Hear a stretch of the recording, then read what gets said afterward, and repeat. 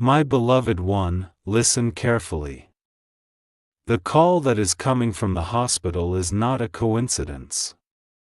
It carries a message from heaven disguised in earthly form. Do not be afraid when you see their number appear, for this is not meant to break you, it is meant to awaken something deep within you. There is someone connected to your destiny lying there right now, their soul suspended between two realms. Heaven is watching closely. The angels have been walking beside the doctors, guiding their hands, whispering healing into their hearts. Yet this moment is also a test of faith, to see if you will rise, to see if you will hear the silent call beyond the sound of the ringing phone. The hospital is the place of both endings and beginnings. But for you, it is not a place of loss, it is a doorway. What's happening there is tied to your purpose. Something you once prayed for, perhaps long forgotten, is unfolding in divine timing. You must answer that call calmly, with faith, not fear. The voice that will speak may deliver news that stirs your heart, but beneath their words, there is a sacred truth: God is intervening. Someone's life, or even your own path, is about to be redirected. Archangel Michael stands by, holding his sword of light over that hospital room, declaring, "No darkness shall prevail here." The chosen one's faith will rewrite what was written by despair. The person involved may be the very soul who once hurt you, or perhaps someone who once prayed for you in secret. Their situation has opened a heavenly gate for reconciliation, healing, and divine revelation. This is not a random call, it is a divine signal. When you answer, speak softly, listen fully, and remember, God never allows pain without purpose. Beloved one, hear me now as I speak through the veil. The call from the hospital carries more than earthly news, it carries the vibration of destiny shifting. When you pick up that call, you are not just answering a phone, you are answering a summons from heaven. The one connected to that hospital bed is linked to your soul contract. Before either of you were born, your paths were written together in the eternal book of light. This moment, though it feels sudden and filled with uncertainty, has been foreseen. It is the hour of reckoning, of revelation, and of restoration. The heavens have been stirred for days. Angels have been moving between realms, surrounding that person with wings of mercy. The room where they lie is glowing faintly in the unseen world, golden energy wrapping around their spirit. Some call it chance. I call it divine orchestration. I tell you this truth: not every call from a hospital means loss. Sometimes it means rebirth. Sometimes the body must tremble so the soul can awaken. The machines that beep and the hands that move swiftly around them are being guided by light that mortal eyes cannot see. When you hear the words spoken on that call, take a breath. Do not react with fear or despair. Listen beneath the surface. There will be a hidden message, a phrase, or even a name that will echo in your heart. That is your sign. That is where God speaks through human voices. You may be asked to visit, or perhaps to forgive, or simply to pray. Whatever it is, do it without hesitation. Because what happens next will shift something you have been waiting for. The archangels have written it in the heavens. Through this moment, the chosen shall see the hand of God restore what was broken, revive what was dying, and redeem what was forgotten. You have been through storms, through betrayals, through waiting that felt endless. But this call, is not meant to break you. It is meant to close the old chapter. Something divine will happen soon after. Within hours or days, a message will reach you again, this time not from the hospital, but from heaven, a confirmation that the cycle has turned. Stay still. Keep faith. When the phone rings, answer with courage. For through that line, a miracle is traveling toward you. Very well, beloved one. Listen closely now, for I continue to speak not from a place far away, but from beside you, where the unseen light touches your shoulder and your spirit trembles with knowing. When the call came, your hands hesitated. You felt the pulse of something ancient in that moment, as though the air itself waited to see what you would do. And when you finally answered, the voice on the other end did not speak only in human words. Behind every syllable there was a rhythm, a quiet vibration that your soul recognized. It was the sound of heaven intervening. The message you heard was simple, but it opened a gate inside you. Someone had fallen ill, or had been taken suddenly into care, and the world around you seemed to slow. Yet, in that stillness, something else moved, the presence of mercy. As you listened, unseen hands reached through time. Angels were already there, bending close to the one in that hospital bed. Their wings did not stir the air, they stirred the spirit. Every breath that person took was measured by light. Every heartbeat, though fragile, echoed through the corridors of eternity. Do you understand, child of the Most High? This moment was not punishment, it was preparation. For years, heaven has been arranging this very intersection, where human pain meets divine promise. The illness, the fear, the ringing phone, all of it has been woven into the same design, the restoration of your heart. When the message ended, and you stood there trembling, Archangel Michael was beside you. His hand rested on your back, not to push, not to restrain, but to remind you that you are never alone. You walked toward the unknown, and with every step, the path beneath you turned from shadow to light. The hospital lights flickered as you entered. The scent of medicine hung heavy, but beneath it was the faint fragrance of something pure, the scent of prayer that has been answered. Nurses moved quickly, unaware that an angel walked among them. The room you entered was small. Machines blinked, monitors whispered, and a quiet form lay resting beneath white sheets. And as you approached, a sudden stillness filled the space. Heaven held its breath. Then, without sound, a glow rose above the bed. It shimmered softly, like moonlight seen through tears. The soul lying there stirred, not the body, but the soul, and in that instant, Michael spoke through you. He said, "What was meant to be the end shall become the beginning. What was broken shall be restored. What was taken shall return multiplied." You placed your hand over theirs. And something passed between you, forgiveness, long delayed, love, long buried, faith, long forgotten. The air around you thickened with light. In that moment, a miracle occurred that no machine could measure. The person who had drifted close to the edge began to breathe with new rhythm. The monitors steadied.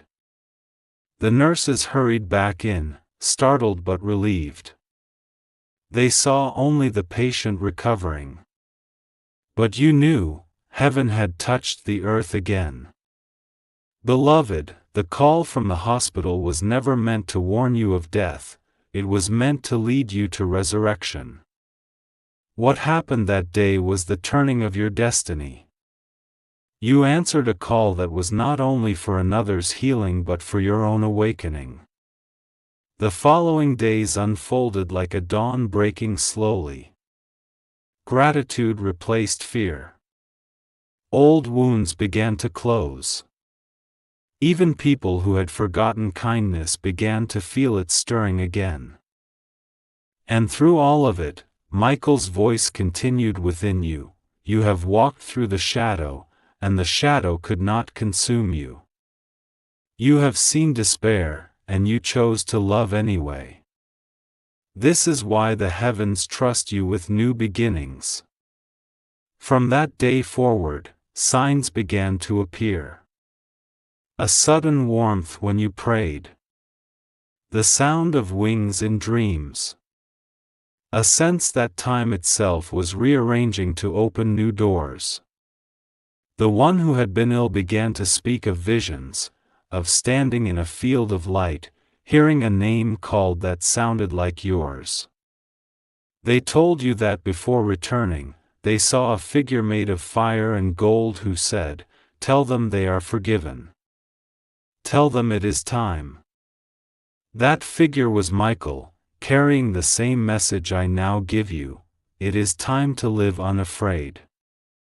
The past has been dissolved. The future is open. The call that came from the hospital has become a covenant between heaven and earth, a reminder that even in the coldest corridors, love is stronger than death. You are watched. You are guided. And nothing that happens next will ever be by accident. Beloved, the days that followed were not ordinary. You woke and found that the air itself felt cleaner, as if a storm had passed through your life and left the ground washed and shining. Small things began to change first: your thoughts, your breath, the way sunlight fell across your path. The heaviness that had lived behind your ribs for so long began to lift. When you walked, it felt as though the very ground rose to meet your feet. You noticed that strangers smiled at you, that words of kindness came easily, that doors which had stayed closed for years began to open quietly, one by one. Each evening, when you were still, you sensed Michael's presence again. Not with trumpets or flashes of light, but in a calm that wrapped itself around you. He did not speak in commands, he whispered reminders: stay gentle. Keep your heart steady. What you touch now will heal. At first you doubted that anything so simple could matter. But slowly you began to see how every act of patience, every word of truth, carried weight. You began to understand that the real miracle had not happened in the hospital bed, it was happening in you. The person who had been ill continued to recover. Their gratitude became a quiet rhythm of their days. They no longer spoke of what they had seen between worlds, but you could see it in their eyes, a light that would not go out. And you, chosen one, began to live differently. You found yourself forgiving people who had never asked, releasing burdens you thought would last a lifetime. You learned that divine power rarely arrives in thunder, it arrives in the courage to stay kind when the world grows cold. Heaven noticed. When you prayed, you no longer felt small, you felt part of something vast and living. The same current that moves stars now moved through you. One night, as you sat in silence, Michael appeared again, not in the form of wings and armor, but as a presence of strength that filled the room. His words were simple: you have done what was asked. You have walked through fear and did not let it rule you. Now you will live in the peace that was promised. You felt tears rise, not of sadness, but of release. You realized that the call from the hospital had been the beginning of your own resurrection. From that moment, the world did not suddenly become easy, but it became sacred. Every breath was prayer. Every sunrise was proof. And though you could not see him, you knew Michael walked beside you still, watching, guiding, steadying your steps whenever doubt returned. In the quiet months that followed, the world around you grew familiar again, yet nothing was truly the same. Ordinary places seemed to shimmer. When you passed the hospital where everything began, a pulse of gratitude filled your chest instead of fear. You remembered the sound of the machines, the hush in the corridors, and you realized that those moments had not been about sickness, they had been about awakening. Each morning you rose with a new clarity. There was work to do, simple work, to greet others kindly, to forgive quickly, to keep your faith steady. The miracles did not shout, they whispered. You would think of someone with compassion, and later that day, they would call you. You would worry about a problem, and by evening, a solution would appear from nowhere. It was as if the entire fabric of the world had turned toward healing, and you were woven into it. You began to understand that divine presence is not distant. It walks through hospitals and marketplaces, through laughter and through grief. Every person carries a spark of that presence, waiting to be seen.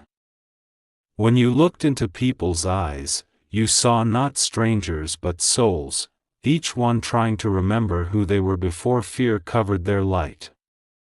At night, when silence deepened, you spoke to heaven as if to an old friend.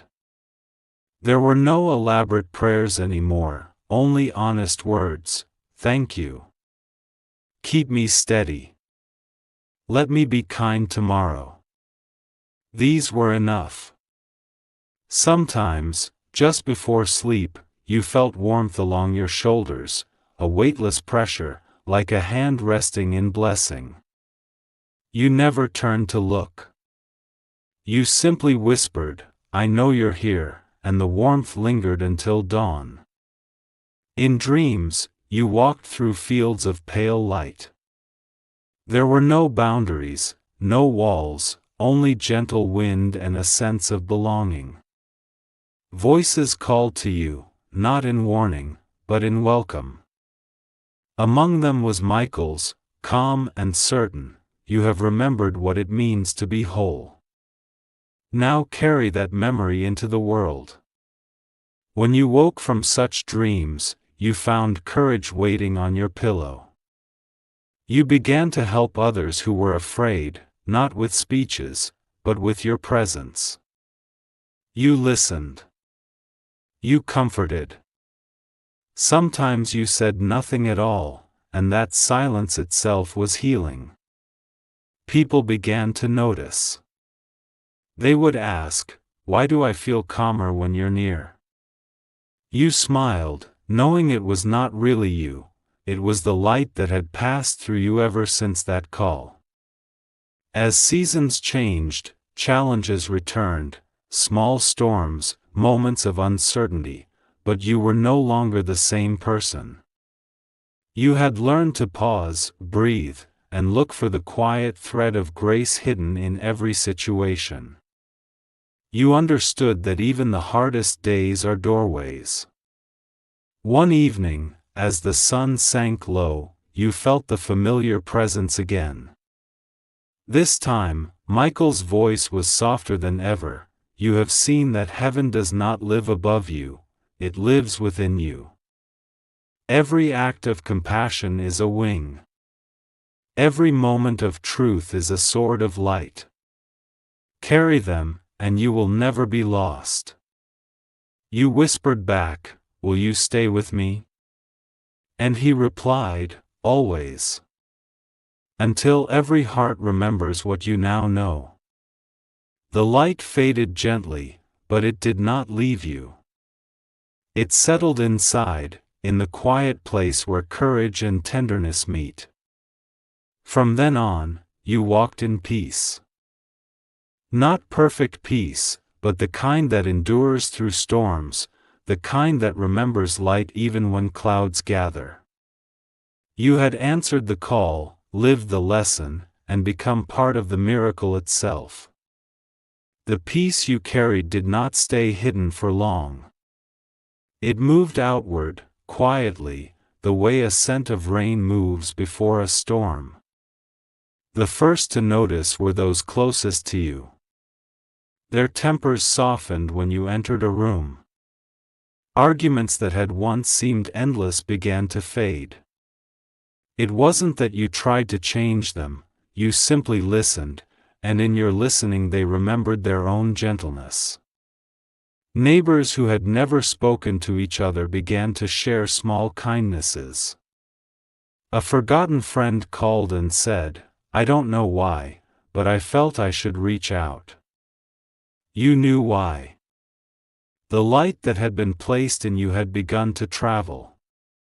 You didn't need to speak of angels or visions. You lived the truth quietly. When someone was in pain, you sat beside them. When you made a mistake, you owned it. When you saw beauty, you named it aloud.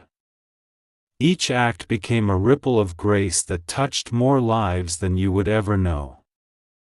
Michael's presence was still there, not hovering in fire but woven into ordinary days. Sometimes his strength came as a sudden calm when you wanted to shout. Sometimes it came as laughter when tears had been building too long. The more you trusted that presence, the more you found it everywhere. One morning, as you walked beneath trees heavy with light, you realized that this was what the call from the hospital had been for all along. It was never just about one person's healing, it was about opening a channel between heaven and earth, through you. Every time you chose patience over anger, a gate opened somewhere. Every time you forgave, another soul felt lighter without knowing why. Every time you spoke truth with love, a shadow somewhere loosened its grip. This became your quiet ministry, not bound to temples or titles but to living gently. You discovered that divine messages are not only spoken, they are lived. Years passed, and the world continued to turn with its share of sorrow and wonder. But wherever you went, a trail of calm followed. People would tell stories later, how meeting you made them feel hopeful again, how a few words from you had helped them face a dark hour. You never took credit, you only smiled, because you knew whose light they had felt. When doubts crept in, as they sometimes did, you would close your eyes and feel that familiar touch on your shoulder, the quiet voice within saying, "Keep walking. You are never alone." And so you did. Through change, through age, through the long rhythm of days. Even now, as you read these words, the same current that guided you then flows through you. The call from the hospital, the awakening, the peace that followed, none of it was separate moments. It was one continuous act of love, unfolding still. When your journey here is complete, there will be no fear. The same light that met you in the hospital room will meet you again, not as a stranger but as a friend. You will recognize Michael's voice, and he will say, "You answered when heaven called. You carried the light. Rest now, beloved. The work is done." And you will understand at last that every heartbeat, every tear, every small kindness was part of a single, endless song of grace.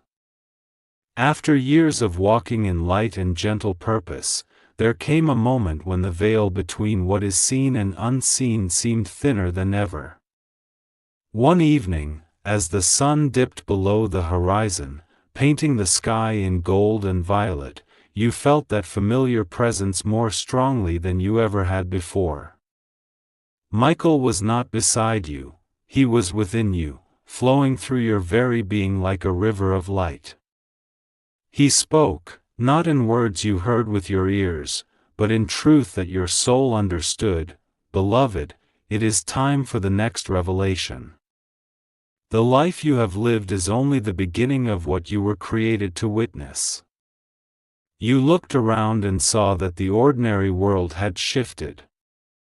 People moved gently, as if touched by invisible hands. Shadows seemed less heavy. Flowers, trees, rivers, all glimmered with the soft reflection of heaven itself. You realized that the world you had always walked through had been waiting for your light to open it fully. Then, you saw faces, some familiar, some strangers, drawn toward you as if by a magnetic pull. They were not seeking fame or fortune, but healing, hope, and remembrance. When you reached out, even with the smallest gesture, they felt the echo of heaven. And in their gratitude, the world seemed to breathe a little easier. Michael's presence expanded, wrapping the earth in a mantle of quiet power. He spoke again, "This is the fruit of what began in that hospital room, the first call that stirred the courage within you. Every life touched since has been a ripple of the same miracle. Now see the whole of it." Before your eyes, you saw the timeline of countless lives intertwine. Threads of pain and despair had been pulled taut, but with each act of kindness you performed, a golden light appeared along the strands. The threads that had once seemed broken now formed patterns of beauty. You realized that every human soul, every moment of fear, had a purpose in the grand tapestry of existence. And then, a new vision unfolded. You were no longer walking alone. Souls you had helped, people you had never known, and even those who had seemed lost to despair appeared around you, each carrying a small light. Together, you formed a river of living radiance. You saw clearly, your journey had created a bridge, a conduit through which heaven flows into the world. Michael's voice echoed through the vision, "This is the promise. You are not only a witness but a keeper. You carry the light so that others may find theirs. You have answered the call that began with fear, transformed it with love, and now it flows into eternity." A deep peace filled your being, a certainty that no sorrow or shadow could ever erase. You understood that the hospital call had been a starting point, a seed planted by divine hands. What grew from it was a life that not only healed others but created a sanctuary of hope wherever you went. Then, in that vision, you saw the culmination, a golden city of light, not distant but present in every act of love, every choice to forgive, every heartbeat lived with awareness. Michael stood at its gates, welcoming every soul who had walked with courage and faith. He turned to you and said, "You see now, beloved one. The journey never ends, but every step toward light strengthens the bridge. Walk onward. Your life is proof that heaven touches the earth whenever a heart answers, even in the smallest way." You felt tears, not of sorrow, but of gratitude and understanding. The hospital, the call, the fear, it had all been preparation for this vision, for this understanding, for this awakening of your purpose. And as the golden light spread across the land, Michael whispered one final truth: you are loved beyond measure. You are seen. You are chosen. And because you answered, the world is brighter, the path clearer, and the hearts of countless souls lighter. Walk now in peace, and know that I am with you, always. This is the eternal vision that flows from that first call, the moment when fear became courage, despair became light, and a single act of answering became a lifetime of miracles.